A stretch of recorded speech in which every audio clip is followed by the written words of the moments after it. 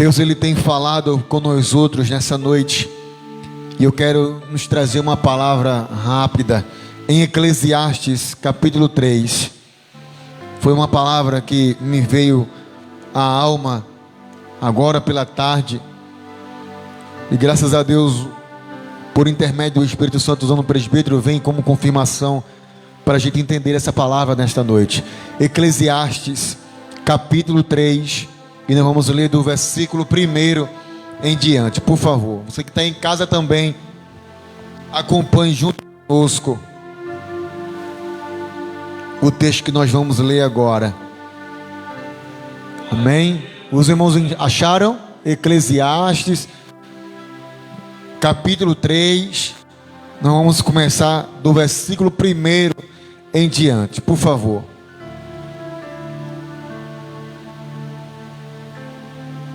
Ô Senhor Jesus, seja bem-vindo ao nosso meio uma vez mais. Fale conosco, Senhor.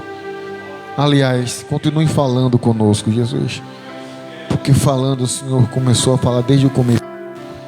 Bendito é o Senhor. Glória a Deus. Acharam? Deixe o texto aberto, a sua Bíblia aberta agora. Diz assim: tudo tem o seu tempo determinado, e há tempo para todo o propósito debaixo do céu. Há tempo de nascer e tempo de morrer, tempo de plantar e tempo de arrancar o que se plantou, tempo de matar e tempo de curar, tempo de derrubar e tempo de edificar, tempo de chorar e tempo de rir, tempo de lamentar e tempo de dançar, tempo de espalhar pedras e tempo de juntar pedras, tempo de abraçar e tempo de afastar-se de abraço, tempo de buscar e tempo de perder, tempo de guardar e tempo de jogar fora, tempo de rasgar e tempo de coser, tempo de estar calado e tempo de falar, tempo de amar e tempo de aborrecer, tempo de guerra e tempo de paz. Diga amém. Deixe a sua Bíblia aberta. O Espírito Santo está falando nessa noite. É algo bem simples, não tenho que desenhar muito, não tem nem que eu me estender muito. Deus, Ele está falando pela sua palavra que tudo tem um tempo determinado, olha, irmão. Para tudo, irmã Selene, para tudo. Para tudo tem um tempo. Nós não estamos falando de um homem que está vivendo a vida dele aleatoriamente. Nós estamos falando de um homem que recebeu de Deus extraordinária sabedoria. Salomão, ele era um homem tão sábio, mas tão sábio, que ele falava coisas que praticamente as pessoas não conheciam, não sabiam. Salomão, Marcelo, ele era um homem além do seu tempo. Salomão falou de coisas que só viriam acontecer agora, nesse tempo que nós estamos vivendo. Salomão, ele...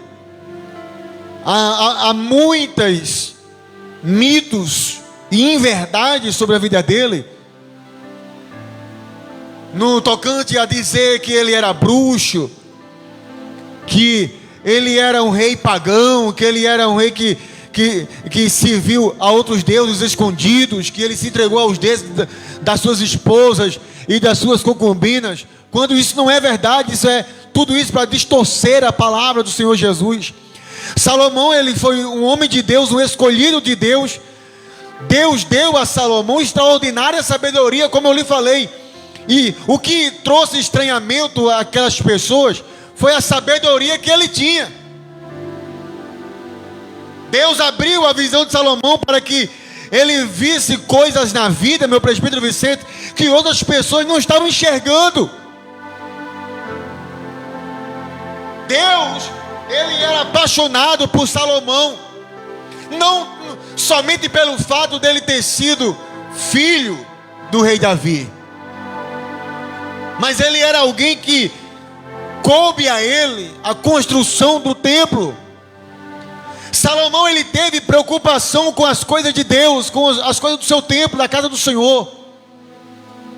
Ele só reinou 40 anos, esse tempo de 40 anos foi o reinado mais próspero. Em 40 anos, Salomão não precisou enfrentar um conflito. Em 40 anos, ele não fez uma guerra. Salomão, ele era tão inteligente, Iberes, que ele conseguia acabar com a guerra, fazer aliança com a nação que estava querendo guerra e ficar tudo bem. Em 40 anos foi o tempo que Israel mais prosperou. Só para você ter ideia, prata e ouro era como se fosse as sarças das montanhas de Jerusalém. Os cabelos dos soldados, dos 12 valentes de Salomão, as concubinas, as mulheres, as servas, jogavam pó de ouro sobre a cabeça, sobre os cabelos dos 12 provedores de Salomão. Então, houve riquezas, houve coisas extraordinárias na vida de Salomão. Deus chamou Salomão e disse: eu vou te dar algo, e o que você pedir, eu vou lhe dar. É só você pedir. E Salomão, querido, não pediu uma outra coisa. Eu vou ser sincero com você, Carla, Igreja Viva. Eu acho que eu não pedi o que Salomão pediu. Eu estou sendo sincero. Porque, analise comigo, Salomão, ele herdou um reino do grande rei Davi. Até hoje, considerado o maior rei. Se você tiver um probleminha de distúrbio mental, chegue lá em Israel e fale mal de Davi. Você vai comprar uma severa briga até os dias de hoje. Então, qual era a preocupação de Salomão? Como que daqui para diante eu vou continuar sendo o que Davi ele era? Mas eu ouvi uma palavra aqui, não sei se foi Marcos, foi o prefeito Vicente. Não viva a história de que alguém quer que você viva, mas viva a história que Deus quer que você viva. Talvez, Marcos, alguém chegou para Salomão e disse: olha, tu tem que ser igual a Davi, tu tem que viver o mesmo tempo de Davi. Mas o mesmo tempo que Davi viveu não era o tempo que Deus estava preparando para Salomão. Havia um outro tempo para ele. Glória a Deus. Tanto que foi bastante diferente do período de reinado de Davi para o período de reinado de Salomão. Deus está dizendo para você nessa noite: eu quero que você viva o que eu quero viver na sua vida. Aleluias. A glória de Davi foi uma, mas a glória que eu tenho para te dar será outra, totalmente diferente.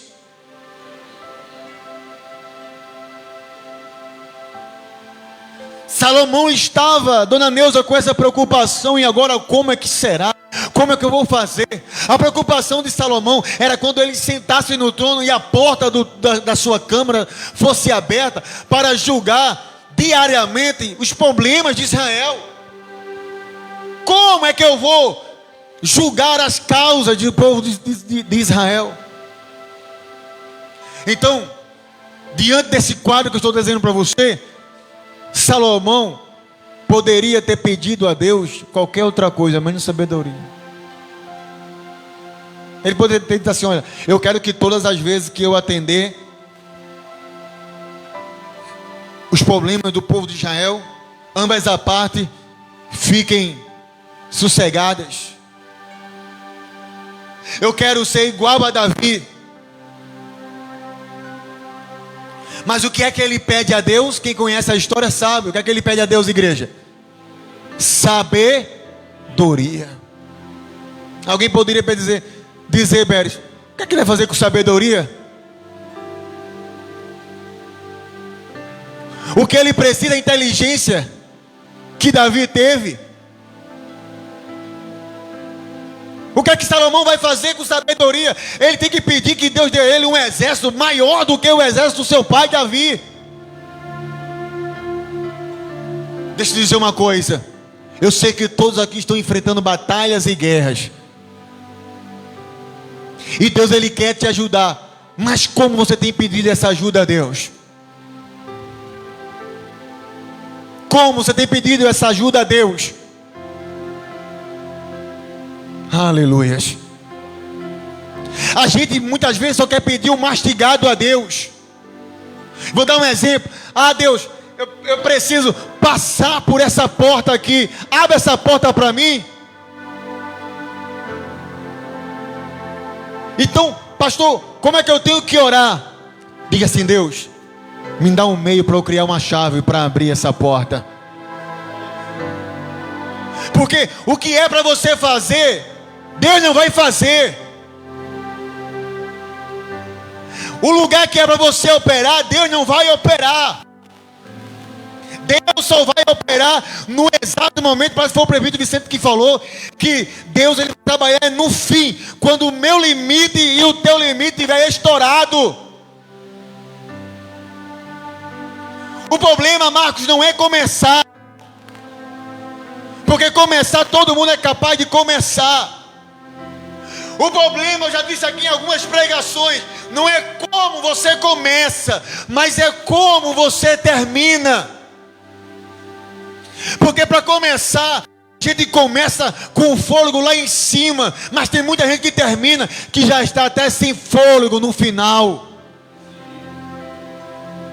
Tem gente que começa na igreja a todo vapor, daqui a pouco está parecendo que já está no final. Bem devagarinho, bem devagarinho. Porque o importante não é como você começa, mas é como você vai terminar. Aleluias. E o importante apenas, meu prefeito Vicente, não é começar, é permanecer.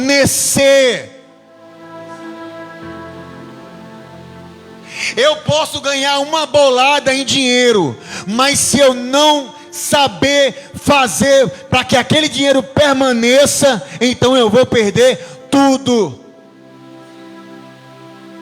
Você tem que pedir a Deus: Deus, eu quero começar e já comecei, agora eu quero permanecer, e eu quero que o Senhor me dê sabedoria para eu poder chegar aonde eu tenho que chegar, mas chegar em paz, mas chegar confiante em Ti. Se eu comecei confiando, então eu tenho que terminar confiando e dizendo: eu confiei e eu vi Deus trabalhar na minha vida. Mas tem gente que começou confiando, mas agora está em dúvida. E dúvida é essa que se continua confiando em Deus ou não continua confiando em Deus. Aleluia. Eita, glória a Deus. Eu não sei se está dando para os irmãos entenderem nesta noite.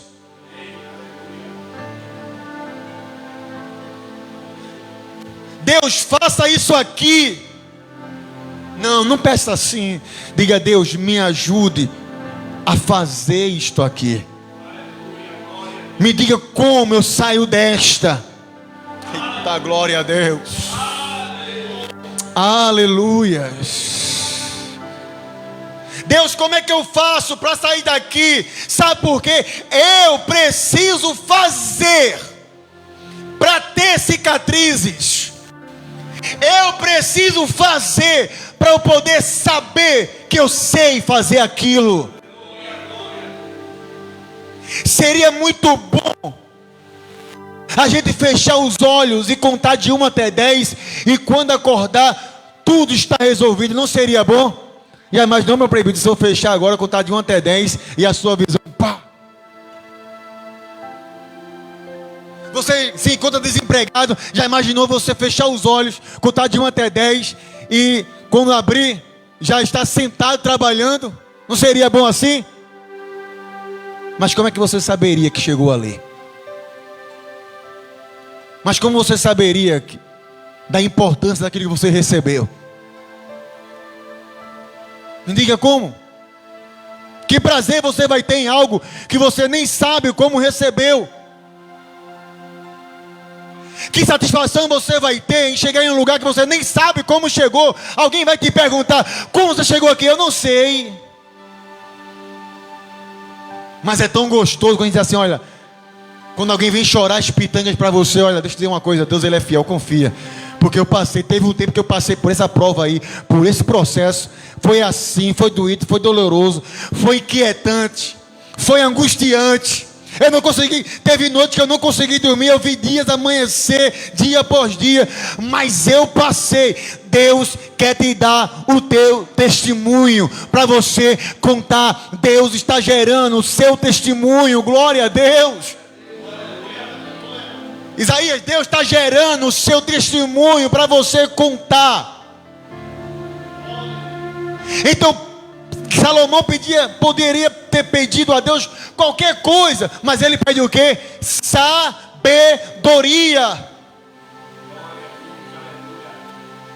A como ele se importar diante da situação da vida.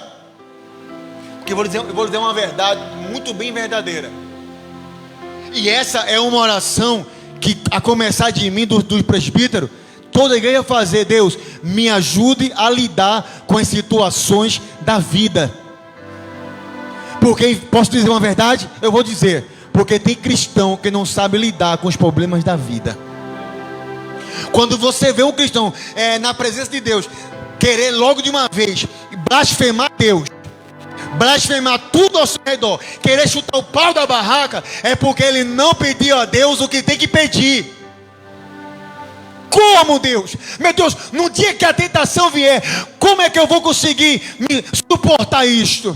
Deus, quando a tormenta vier, como é que eu vou me guardar da tormenta? É isso que você tem que pedir a Deus. Como se posicionar diante da luta que você está enfrentando ou vai enfrentar. Quem está entendendo isso aqui nesta noite? Você tem que pedir a Deus isso. Quando alguém no seu trabalho, quando alguém na rua, no mercado, no trânsito, na sua casa, aonde tiver, quando algo se levantar, como é que você vai resolver tudo isso? Vai perder as estribeiras? Hein, você que me assiste, vai perder o quengo? Vai desandar o carro? Já imaginou uma pessoa que não sabe dirigindo um carro?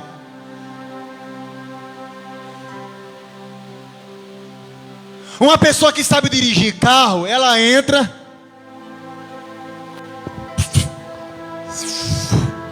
é igual a irmã Silene. Meu Jesus, irmã Silene é uma benção andando de carro. Ela é pilota de fuga, porque misericórdia, você tem, Carlinha, que dar sua alma para Deus logo, porque ela embica com os carros, vai-se embora. Nossa, você para bem encostado. Ela para bem encostado. Mas ela vai-se embora, sabe por quê? Porque ela tem confiança. Já a Carlinha, ela é bem cuidadosa. Mas ambas estão sabendo ligar o carro, é ou não é? Estão sabendo ligar o carro e prosseguir com ele. Agora, quem não sabe? Carlinha, ela é cuidadosa. Já a irmã Silene não é tão cuidadosa assim, ela já é... Mas elas sabem dirigir. Carla, ela anda do jeitinho dela, a irmã Silene anda do jeito dela. Eu estou falando aqui de personalidade para você entender. Mas ambas sabem conduzir o carro. Agora imagina alguém que não sabe chegar, não vai saber nem ligar, não vai saber nem lidar. E se conseguir ligar o carro, vai sair fazendo acidente, causando tumultos, transtornos. Antes você aprende. E eu não estou falando de carros. Eu estou falando aqui de situações. Eu estou falando de momentos que você precisa pedir a Deus: Deus, como é que eu vou guiar esse carro aqui? Como é que eu vou guiar essa situação aqui? Parece que está fora do meu controle. Como é que eu vou me posicionar aqui, Senhor? E eu tenho certeza que Ele vai te ajudar.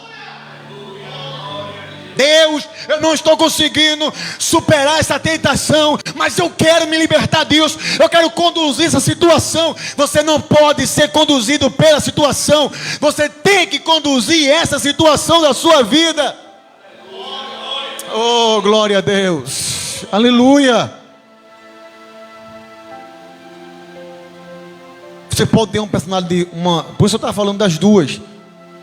Você pode ter uma personalidade um pouco mais forte, outra mais tranquila. Mas quem tem personalidade forte e tranquila tem que aprender a ser dirigido pela sabedoria de Deus. Porque diariamente Deus ele vai te dar situações.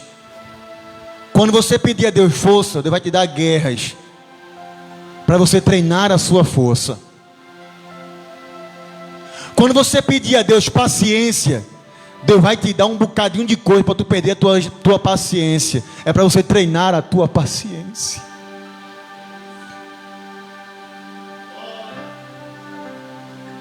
Quando você pedir para encontrar caminhos, Deus vai colocar um bocado de caminho para você saber pelo qual você vai ir. Amém? Chegou duas mulheres, uma dizendo que era a mãe da criança.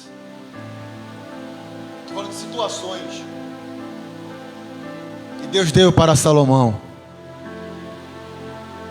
Não, esse é meu filho, esse é meu filho. Rei, temos um dilema aqui. Duas mulheres diz que é mãe de uma criança. Glória a Deus. E agora, diante dessa situação, Beth, duas mulheres dizendo que é mãe do bebê. A outra disse: não, eu sou a mãe, eu sou a mãe. E eu imagino Salomão sentado observando aquela situação. Como lutar agora, enfrentar, resolver aquele problema? Quem das duas está mentindo? E quem das duas está falando a verdade? Deus quer te dar hoje entendimento, sabedoria, para você proceder diante dessa situação que você está enfrentando e continuar firme, confiando em Jesus de Nazaré. Salomão olhou assim: me traz uma espada. A sabedoria de Deus. Salomão poderia dizer assim: olha, tu é a mãe, toma, vai-te embora. Mas a sabedoria de Deus veio. Era como se Deus dissesse assim: vamos deixar o coração falar.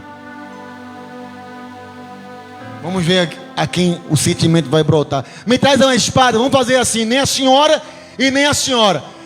Eu vou pegar a espada, vou cortar a criança no meio e vou dar um pedaço para cada uma. Tem crentes aqui que Deus vai dar sabedoria para controlar essa situação e resolver essa situação.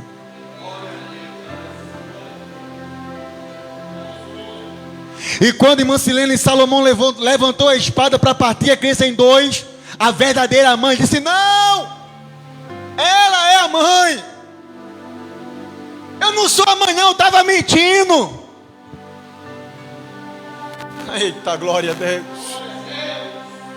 Não, dê para ela, Salomão, rei, dê para ela, a criança é dela. Eu não sou mãe, eu sou uma mentirosa, me mate agora, eu sou uma mentirosa. Salomão enrolou a criança, e a mãe verdadeira, que disse que não era mãe, mas para poupar o filho, se ausentou-se do seu próprio amor. Estamos aqui, filha, a tua mãe, o teu filho é teu. E é essa sabedoria que Deus ele quer te dar. Aleluia. Deus vai te dar sabedoria para você atingir corações, para você atingir lugares em que ninguém atinge. Deus vai te dar essa estratégia para você atingir. Nós estamos falando de um homem que está além do seu tempo. E esse é o tempo que nós estamos vivendo, a qual nós precisamos de sabedoria para viver. Salomão, ele percebeu que tudo na vida era vaidade. Se você pega Eclesiastes 1, 2, 3 e 4, você vai ver que ele vai falar, é tudo uma besteira, se a gente não tiver com a nossa vida diante de Deus. Salomão, ele vai começar a entender coisas, que existe passado e futuro. Salomão, ele vai entender que existe tempo para tudo, que não se pode correr para fazer várias coisas ao mesmo tempo. Já dizia um ditado que não chupa cana e assobia ao mesmo tempo, não é assim? Ditado. Salomão está dizendo isso. Salomão ele vai pegar a palavra, vai dizer assim: olha, tudo debaixo da terra tem um tempo, tem um propósito. Não é assim não, não é no meu tempo não. Salomão vai dizer, Marcos, não é como eu quero, não, é no tempo de Deus. E se você tiver com a sua Bíblia aberta, no versículo 11, Deus vai dizer assim, olha: tudo fez formoso em seu tempo, também pôs o mundo no coração do homem, sem que este possa descobrir a obra que Deus fez desde o princípio até o fim. Mas olha o que diz a primeira parte: tudo fez formoso em seu tempo. Aleluias, glória a Deus. Capítulo 7 de Eclesiastes, versículo 8 diz: melhor é o fim das coisas do que o princípio delas.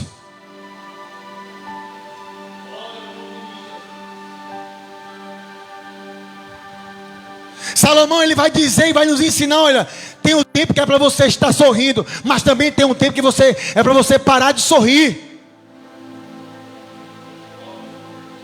Vai ter um tempo que você vai abraçar muito, mas também vai ter um tempo que você vai precisar se afastar muito de abraços,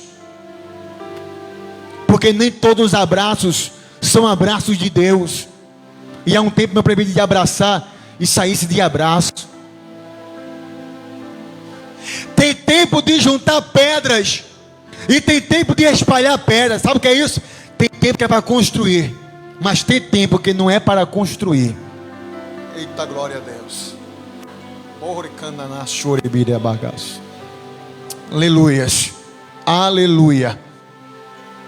Porque se você está construindo algo dentro de um tempo que não é o tempo de reconstruir ou de construir, você está perdendo tempo. Deus está dizendo: existe um tempo que é para construir, para juntar pedras, mas também há um tempo que é para espalhar pedras, que não é para fazer nada de construção. Vou terminar para a gente ir buscar o Espírito Santo e ir para casa. Não faça nada na sua vida sem entender que é o tempo exato de fazer o que tem ou que não tem que ser feito. Você está entendendo nessa noite? Glória a Deus. Duas coisas me chamou a atenção: essa de pedras e do abraço.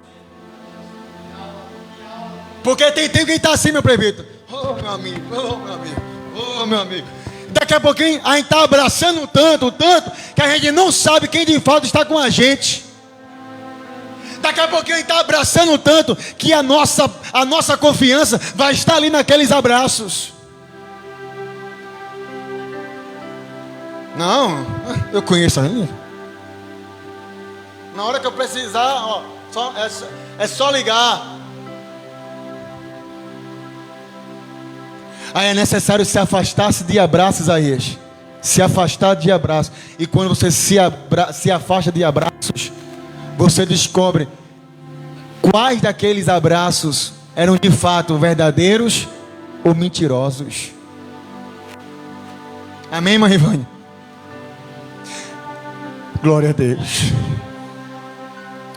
A gente entende nesses abraços, quando a gente se afasta de abraçar, meu prefeito Vicente, é se aquele que estava nos abraçando estava conosco mesmo, porque nos ama, ou era somente por algo que a gente podia dar e beneficiar eles. Que tem abraço que só serve para isso. Tem abraço, Berg, que só te abraça porque sabe que vai se beneficiar de alguma coisa. E no dia que você não puder mais beneficiar, se você vai procurar esse abraço, não vai encontrar. Deus usa o tempo de abraçar e o tempo de se afastar de abraço para te mostrar muitas coisas que abraçados você não vê. Porque, cara, um abraço é algo tão importante que você se entrega, mas você não sabe como é que está a visão da pessoa. Vem cá, meu prefeito Vicente, rapidinho. Corre aqui, meu filho. Abraço, deixa eu dizer uma coisa. Um abraço quer dizer quer dizer algo íntimo. Quer dizer confiança. Vire para cá, meu bebê.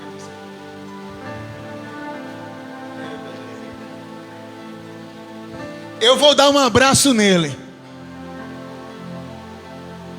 Mas o abraço que eu dei nele agora, eu vou dar 2 tipos de abraço.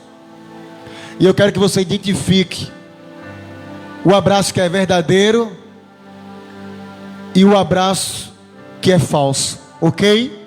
Entendeu? Deus vai te ensinar algo aqui agora. Meu bebê, não tente adivinhar. Tá certo? Eu vou dar o primeiro abraço. Mãe Vânia, vou dar o primeiro abraço nele agora. Observe o meu primeiro abraço. Eita, tu é uma bênção. Que abraço foi esse? Mas ele viu? Você ouviu o que eu fiz por trás? Ele não viu. O abraço verdadeiro. Eita, meu permito Vicente.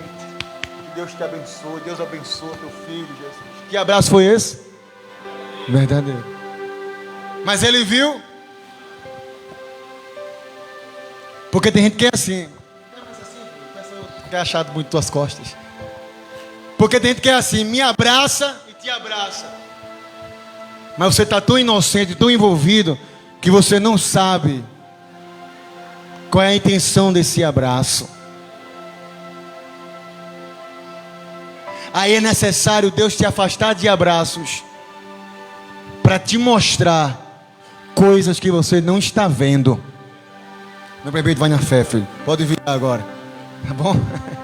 Você está entendendo nessa noite? Porque às vezes mãe vem estar abraçando, mas a gente não está vendo nada. Tem alguém que está abraçando, mas está condenando a gente.